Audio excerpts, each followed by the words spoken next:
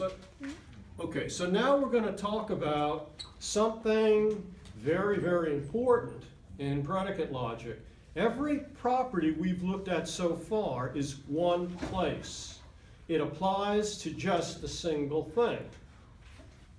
Fred, somebody is fat. That's a one-place property. But, the world is more complicated than that. And in any natural language, you have expressions for complicated relations. So, what is the most complicated relation? The one that, especially at your age, when you get to be my age, your hormones are all dried up, and you don't worry, in the springtime you don't worry about these things, but you're all young. Love. Love makes the world go round. Philosophy books, actually logic books, always use as examples of n-place relations, love. Love is a two-place relation, a relation between a lover and a lovee. So, another name for n-place relations is N-Adic relations. This is the standard name. So love is a two-adic relation. Being fat is a one-adic relation. It's just a relation to one thing. So we need to look at how to express different sentences in logic when we have two different variables. So here's how you read this. X loves Y. X is the lover, Y is the lovee. Now, let's take this to be not the kind of love that drives you guys crazy in the springtime, but a much better love. The love of friendship, respect, understanding for other people. Okay, let's let that mean X loves Y. X respects, understands, and loves, in that sense, Y. Okay. So, universal love, that would be a fantastic world. Everyone respects and understands everyone else. How would you express that with quantifiers? If all the lovers love all the lovees, then everyone loves everyone. And that's what that says. Everyone loves everyone.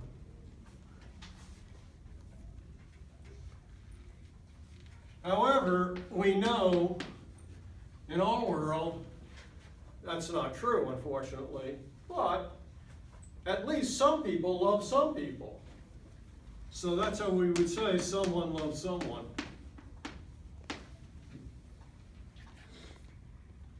Now, how would we say everyone loves someone?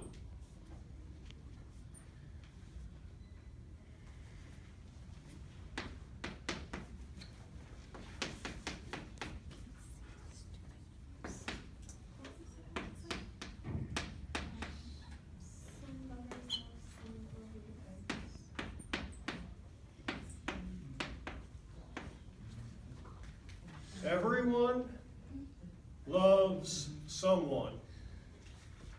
If I look at all the lovers, there is someone for each one of them that they love. How would I say someone is loved by everyone?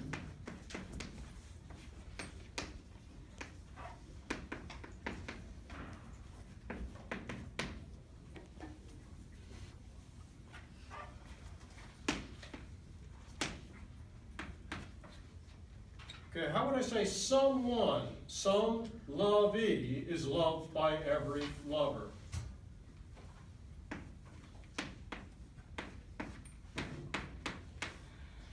That's what I'd say. Now these are very important, and there are inferential relations between them. And you all know the game. Only one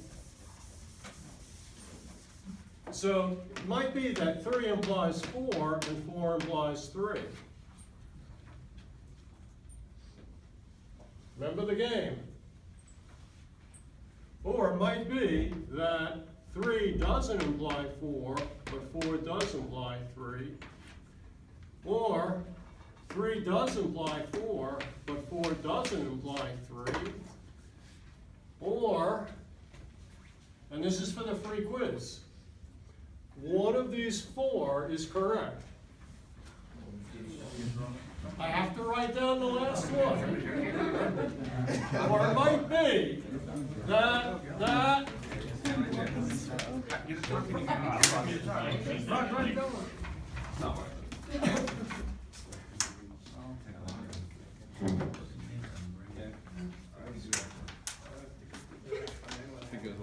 okay. So one of these 4 correctly says what the inferential relations are between 3 and 4. So let's take a look at that and see which ones are true and which ones are false. Let me erase this.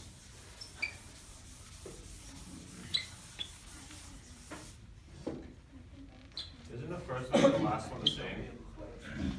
Okay, let's see whether when 4 is true, 3 is true.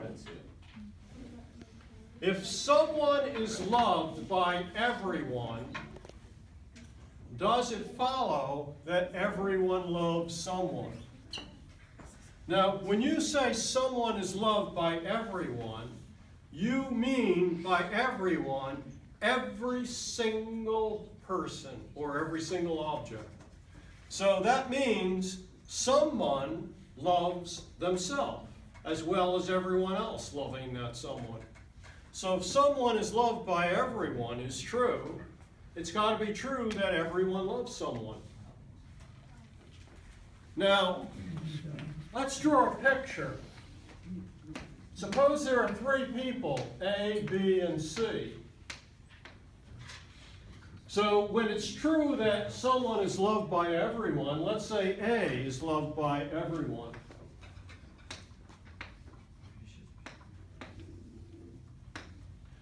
So if everyone loves someone, if someone is loved by everyone, then everyone loves someone.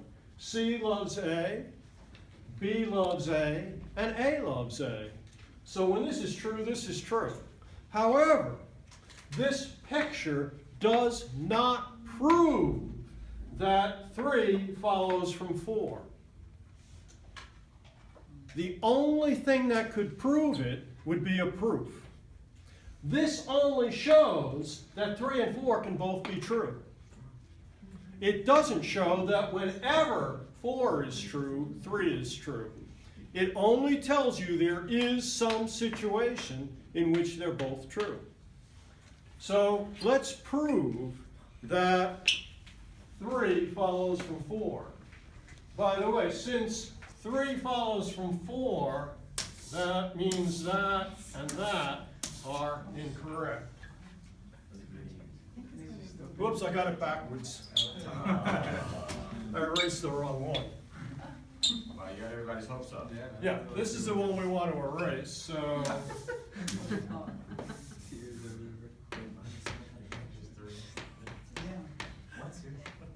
Okay, so Can I just go put my initials there? Because nobody's in there. No. 3 follows from 4. Okay, No. yes. Can I just put my initials there because you erased the initials? Oh, That would be that's you? logical. Okay, that's you? It can't be. Spivak, right? Yeah, but it was him. Oh, It was him. that's you. But I would like to be up there. Yusuf. Okay. You could put my last name too. Just the logical. Okay, so now let's prove that 3 follows from 4. If someone is loved by everyone, then everyone loves someone. So I'll erase this. So let's start with that as the premise.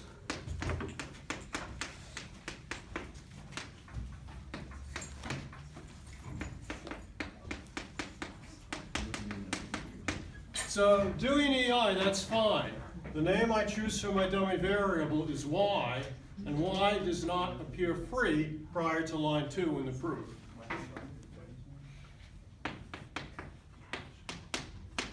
And then I do UI. Okay, now I have to reverse the order of the quantifiers so that I wind up with this. Okay, EG is very easy to use, and that's perfectly okay.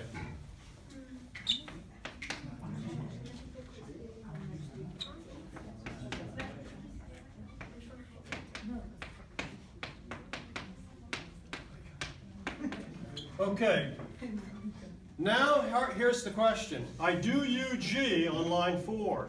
Did I do UG on the dummy variable? Yes or no? UG, you said? Did I UG that dummy? No. Absolutely. No. No. I UG'd a good variable that came from a universal quantifier. Okay, so this is a proof that whenever 4 is true, 3 is true. And that definitively tells you that 3 follows from 4. Okay, now we have to look at whether 4 follows from 3. That's the question. When everyone loves someone is true, is it true someone is loved by everyone? When everyone loves someone is true? No. No. And now let's do a simple picture.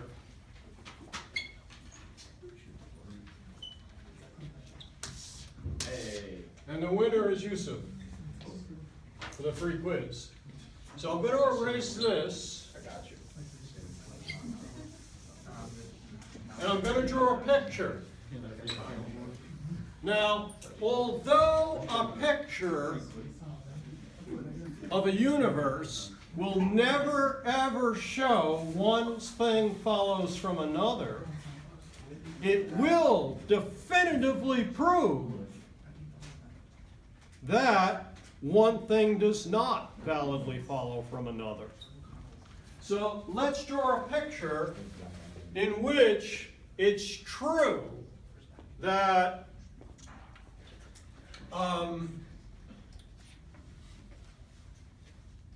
where is it? Yeah, it's true that someone is loved by everyone, but false that everyone loves someone.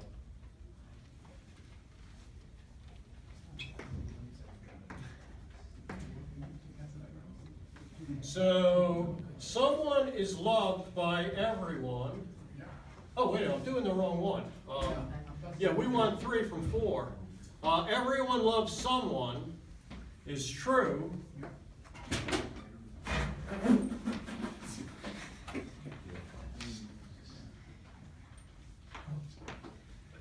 But someone is not loved by everyone.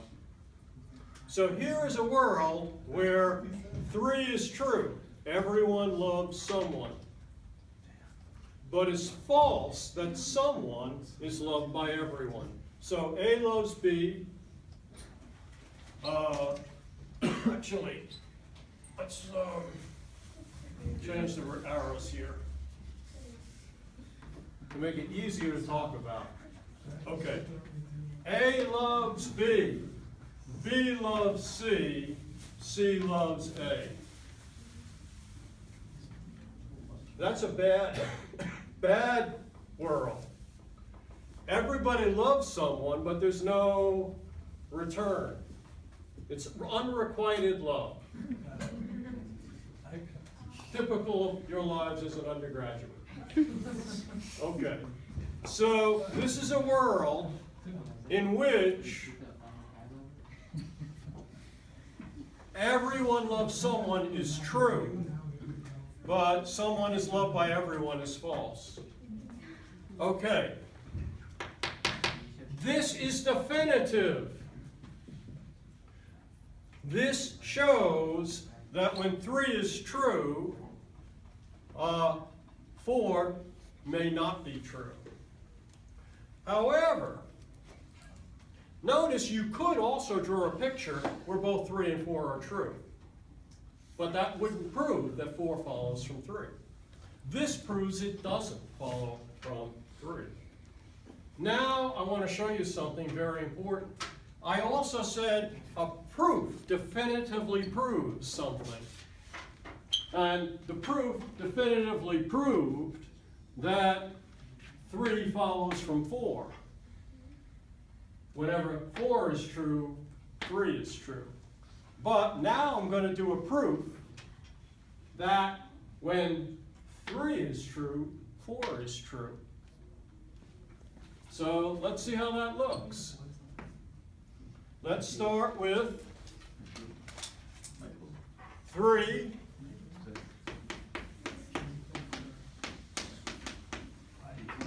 Now we do UI. Now we do EI. So notice that's perfectly okay. Now I'm going to flip the quantifier reporter.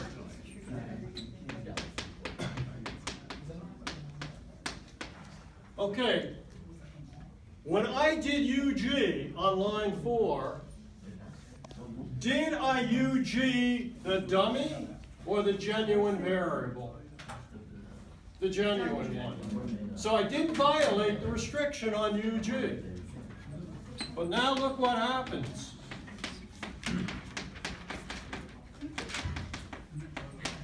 This is perfectly okay.